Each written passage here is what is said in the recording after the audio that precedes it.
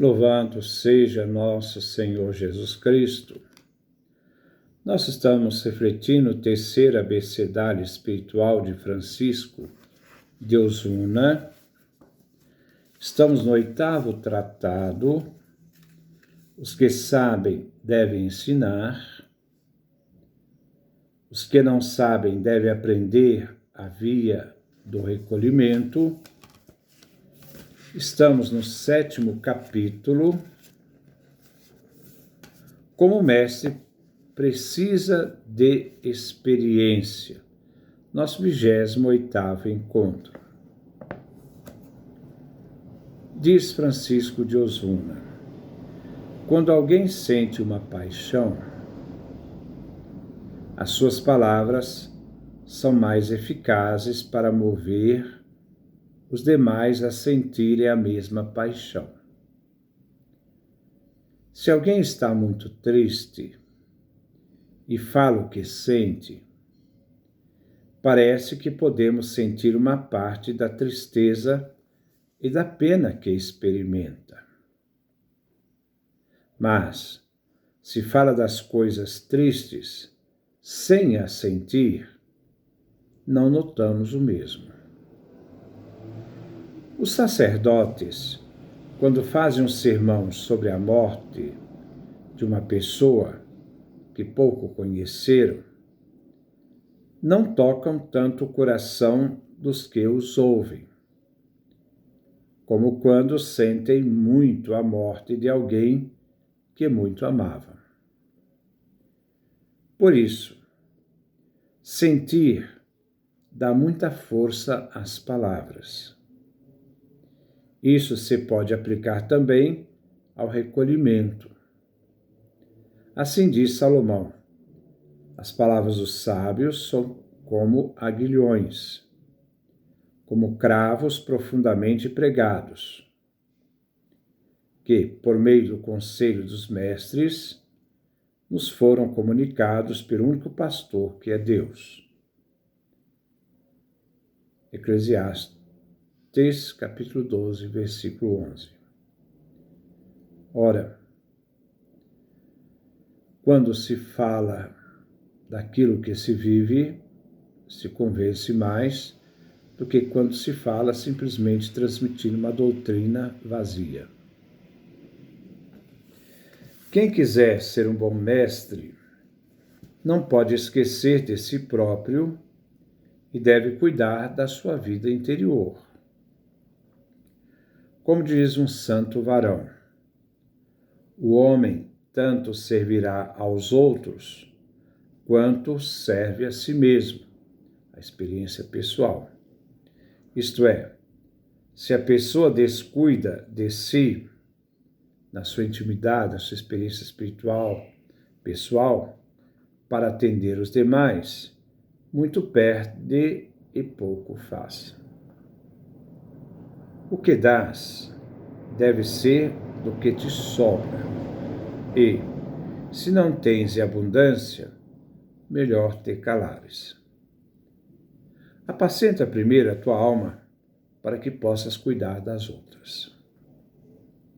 Na escola do recolhimento, a experiência mostra que todos os que querem ajudar os outros, sem praticar devidamente, terminam se prejudicando.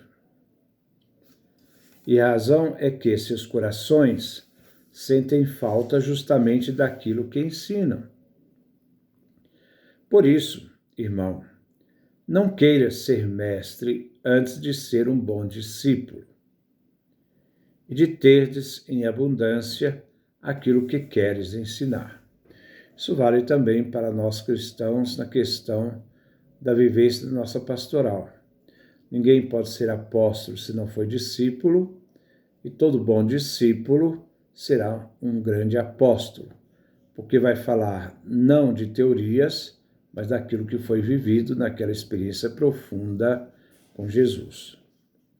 Não sejas como os pássaros jovens que querem voar antes do tempo, vão cair do ninho e vão morrer.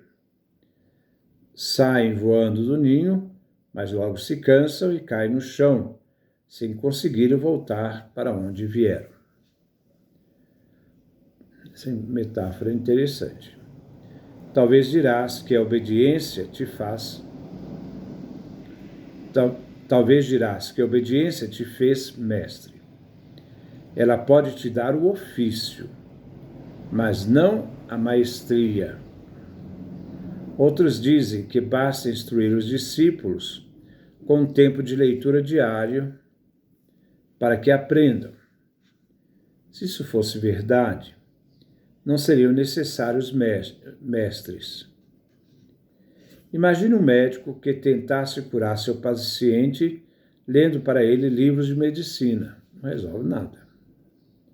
Além disso, os que escrevem livros, seja sobre medicina ou recolhimento, escrevem para todos, não para cada pessoa em particular.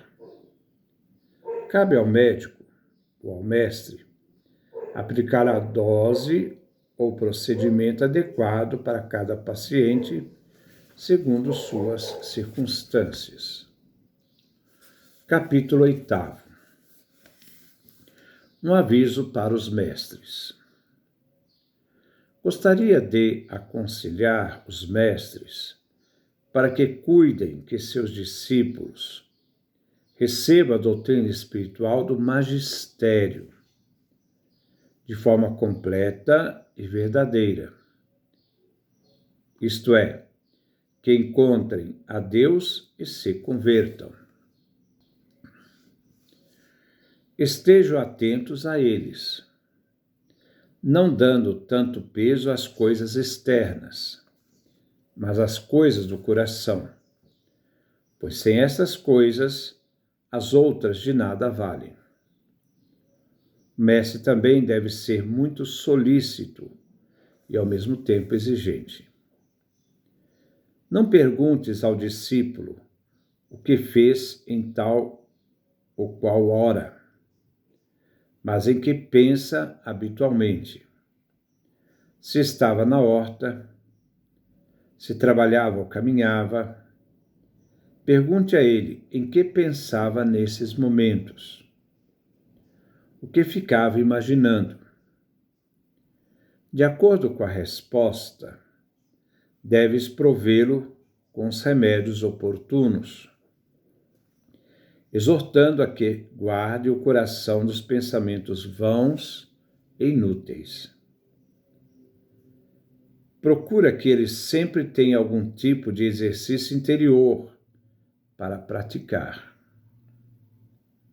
Os defeitos que virdes neste campo devem ser repreendidos com mais atenção e rigor do que os defeitos externos.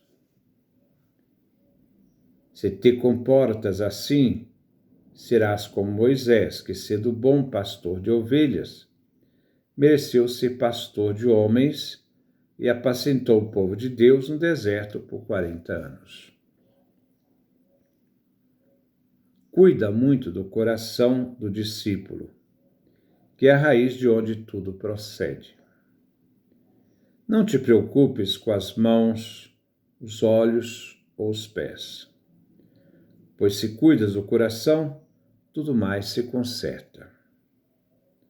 Se mandas que andes sempre pensando em Deus e que guarde o coração, terá que se esforçar e se concentrar, e com isso, tudo o que é externo se ordenará. Podes ensinar as cerimônias, mas se fazes isso sem primeiro cuidar do que é interior, para nada serve. As cerimônias serão atos vazios, sem sentido. Às vezes, quando as pessoas me dizem assim, eu acho a celebração da missa muito fria. Não é a celebração, nem aquilo que se faz na missa que é frio, não. É a pessoa que é fria, que não encontra sentido naquilo que celebra, porque muitas vezes não tem na sua própria vida uma razão para celebrar e entender o sentido daquilo que se celebra.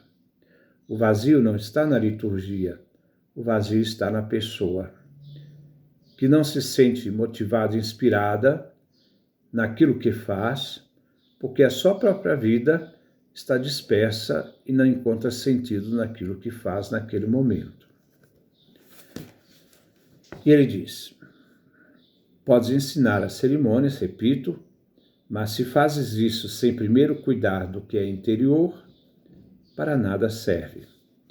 Para isto, bastaria arrumar um animal e adestrá-lo. Ensina-lhes as cerimônias espirituais, pois as exteriores logo as aprendem por imitação, vendo os demais fazerem.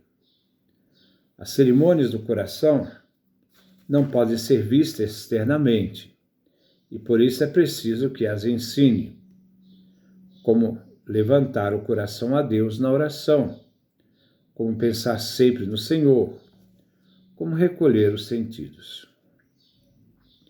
São Bernardo de Claraval, escrevendo sobre como viver honestamente, dizia: nossa doutrina procede do interior para o exterior.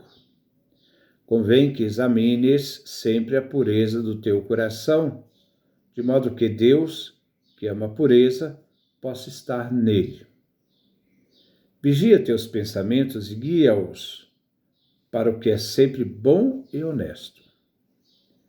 Deves temer, pensar diante de Deus o que terias receio de dizer na presença dos homens.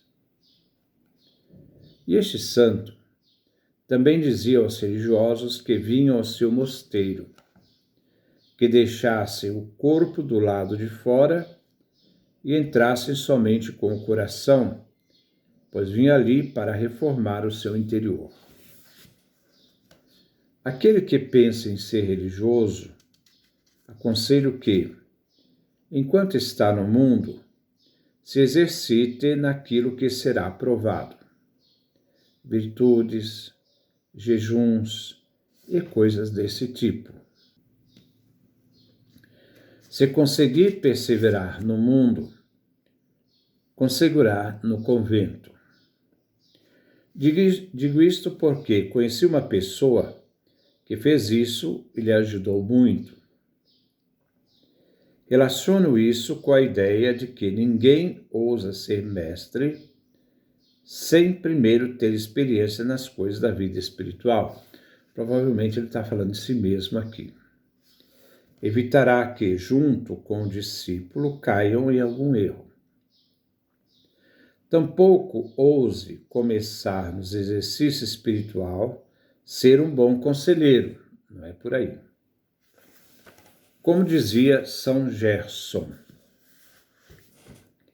se vires alguém querendo entrar sozinho no paraíso, sem ter um mestre que o ajude, ainda que já tenha um pé lá dentro, puxe-o para fora, pois dessa forma nunca poderá entrar. Agora, nós vamos, no próximo encontro, fazermos o nosso 9º tratado, fala de como se deve evitar a dispersão. As faltas não devem ficar sem castigo. Que Deus nos dê a sua graça, a sua bênção, a sua face resplandeça sobre nós.